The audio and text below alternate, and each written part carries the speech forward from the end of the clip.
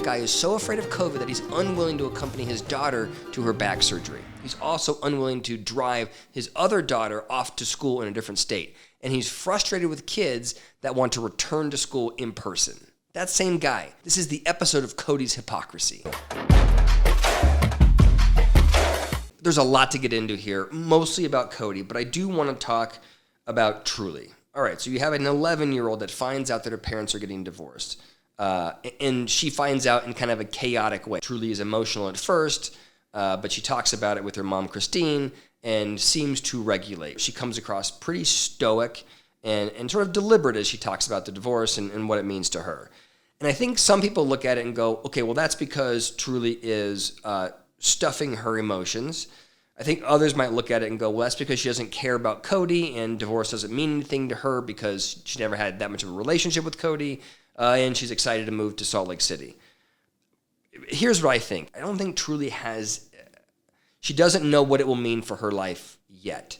And so she is talking about her emotions related to that sort of in theory. She just doesn't have the perspective. If you don't have perspective, you don't know how you're going to feel in the future, and so you can't really know how to react in the moment. And I think that that's what we saw with Truly. Now, the kid I'm most worried about is Gabriel. In this episode, as he was talking about his relationship with Kody, he was choking back tears. It's interesting because he's coming at it with sadness and distress and with pain.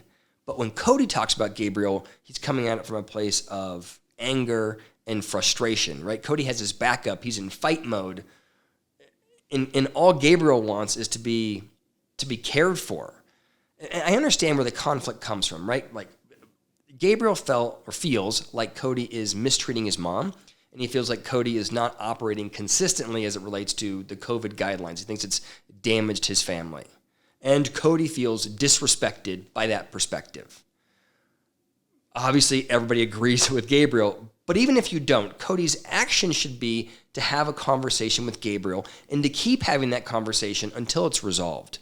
What you don't do ever when you are having friction with a child is to punish them emotionally. What Kody is doing is he is dismissing him and withdrawing his love. He's saying, if you're not going to respect me, I'm not going to attend to you.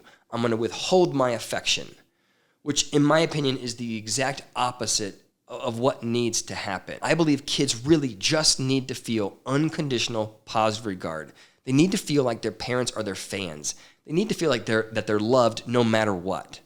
It is, I was going to say, it's second to abuse, there's nothing worse, but in my opinion, it is absolutely emotional abuse. He is placing emotional distress on Gabriel and giving him no out. He's not saying, I can't talk to you because I'm mad at you. He's not saying, I need you to do X, Y, or Z and we can resolve this friction. He's just saying, my love is gone.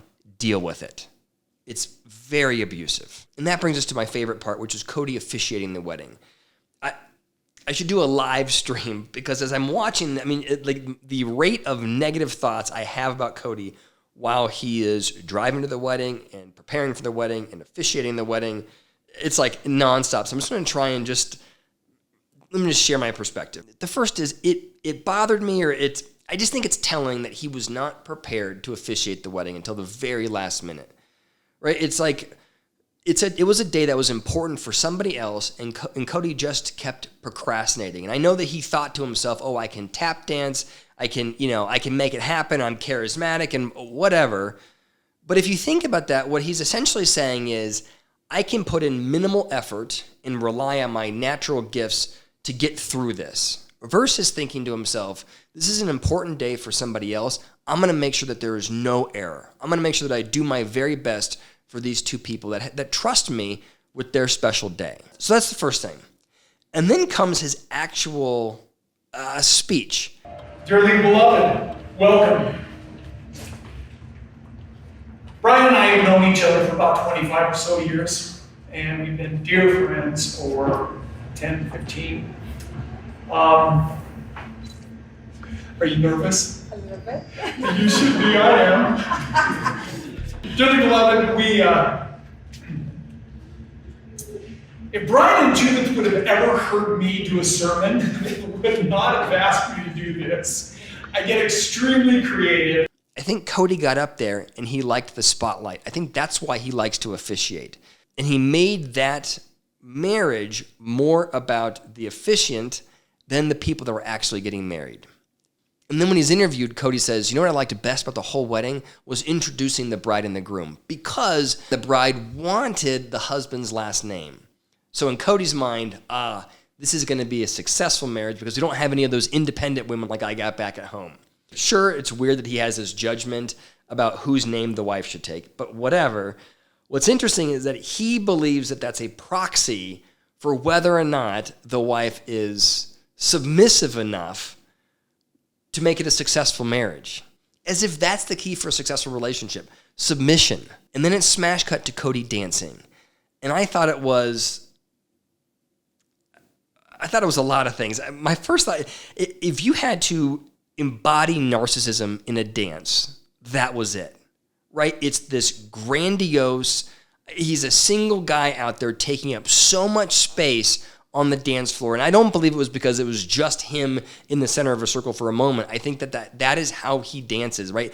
Even when he's dancing with somebody else, it's these big, large, attention-seeking movements.